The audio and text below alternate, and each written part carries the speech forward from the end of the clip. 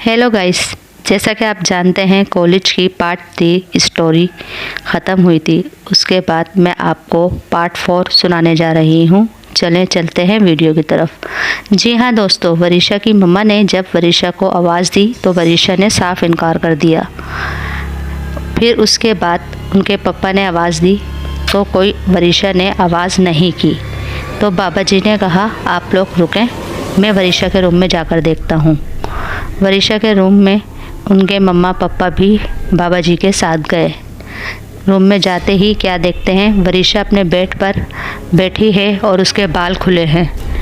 जैसे ही बाबा जी ने वरीशा को आवाज़ दी, वरीशा ने इग्नोर कर दिया। फिर दोबारा आवाज़ दी तो वरीशा ने मुंह ऊपर किया।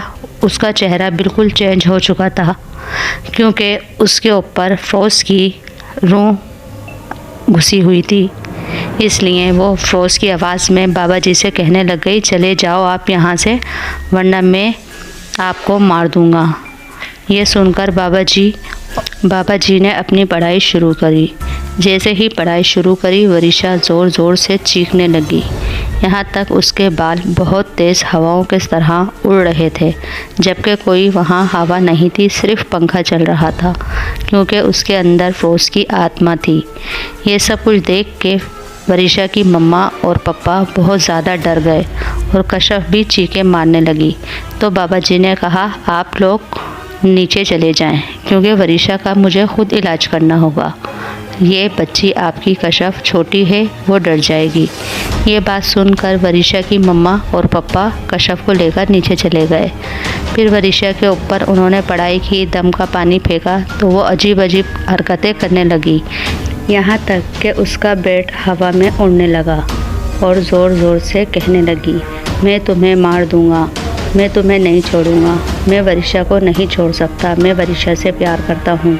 ये सब कुछ देखकर बाबा जी ने अपनी पढ़ाई मुकम्मल रखी। इतने में थोड़ी देर के बाद वरीशा बिल्कुल खामोश हो गई। बाबा जी ने फिर वरीशा को आवाज़ दी तो वरीशा ने फ़ौरन आँख खोलकर देखा तो वरीशा बिल्कुल नॉर्मल थी। बाबा जी ने सब कुछ देखने के बाद फैसला किया कि वरीशा के ऊपर असरात का साया है और जिन बहुत पावरफुल है, इसलिए मुझे कुछ वक्त लगेगा। ये कहकर और फिर वो नीचे चले गए। उनके मम्मा पापा से बात की, उन दोनों को बताया कि वरीशा के ऊपर जिन्नात का साया है, जिन्नात बहुत पावरफुल है, मुझे कुछ इल्म करना होगा। रात के वक्त 12 बजे मैं कब्रिस्तान जाके काट करने की कोशिश करूँगा। इंशाल्लाह आपकी बेटी जल्द ही ठीक हो जाएगी। ये बात सुनकर वरीशा की मम्मा और पापा बहुत घबरा गए और कहने लगे, जब आप इल्म करने जाओ कब्रिस्तान तो मुझे फ़ोन करके बता देना ताकि मैं वरीशा के रूम में होऊंगा और मैं उसे संभाल लूँगा। ऐसा ना हो कहीं मेरी बेटी अपनी जान ले ले। ये कहकर बाबा जी ने कहा ठीक है, मैं आपको फ़ोन करता हूँ। बाबा जी ये कहकर वहाँ से चले गए और फिर वरीशा की मम्मा और पापा वरीशा के रूम में गए।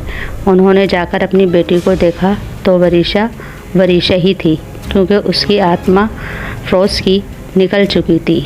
इतने में ही कशफ वहाँ भागे भागे आ गई और कहा, वरीशा आपी आप कैसी हो? वरीशा ने कहा, मैं ठीक हूँ, मुझे क्या हुआ है, मैं बिल्कुल सही हूँ, आप सुनाओ आप कैसी हो? दोनों बहनें बातें करने लग गई। मम्मा पापा थोड़े सुकून में आ गए। रात के पहर फिर बाबा जी का फ़ोन आया 12 बजे और कहा, कशफ को वरीशा के रूम में मत सुलाना आज ही रात, और कशफ को अपने रूम में ही सुला ताकि वरीशा अपने आप को कोई नुकसान ना पहुंचा सके। छुरी, चाकू, माचिस वगैरह ये सब छुपा देना क्योंकि उसके ऊपर जिनका साया है वो कुछ भी वरीशा से करवा सकता है और वरीशा को साथ ले जाने की कोशिश भी करेगा। ये कहकर बाबा जी ने फ़ोन काट दिया। फ़ौरन उसके पापा वरीशा के रूम में चले गए। वहाँ बाबा जी ने कब्रिस्तान के अंदर अपना अमल शुरू किया। यहाँ वरीशा की तबीयत ख़राब होने लग गई। इतनी ही देर में वरीशा तेज़ तेज़ चीखने लगी कि मुझे छोड़ दो, मैं इसको अपने साथ लेकर जाऊँगा, क्योंकि उसके अंदर फिर फ्रोज़ की आत्मा आ गई थी। ये कहते कहते बोलते बोलते वरीशा बिल्कुल ही पसीनों में हो गई और उसकी आंखें रेड कलर की हो गई और उसके मुंह से खून निकलने लग गया।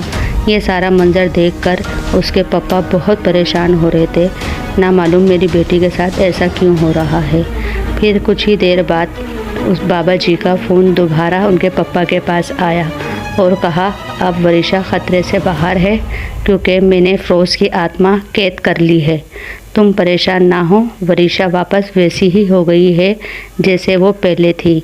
ये बात सुनकर वरीशा के पापा बहुत खुश हुए और वरीशा को देखा तो वरीशा बेहोश थी। कुछ ही देर में वरीशा को होश आ गया। वरीशा बिल्कुल नॉर्मल लड़कियों की तरह हरकतें करने लग गई। कहने लगी, पापा आप मेरे रूम में इस वक्त क्या कर रहे हैं? तो वरीशा के पापा ने कहा, कुछ नहीं बेटा, मैं आपको देखने आया था, आप सो जाओ। ये कहकर वरीशा के पापा उस रूम से निकल गए। दोस्तों, मेरी कहानी आपको अच्छी लगी हो तो मुझे कमेंट करके ज़रूर बताएं। मेरे चैनल को सब्सक्राइब करें, लाइक करें, बेल आइकॉन को क्लिक करें ताकि मेरी आने वाली हर वीडियो आपको बआसानी मिल सके।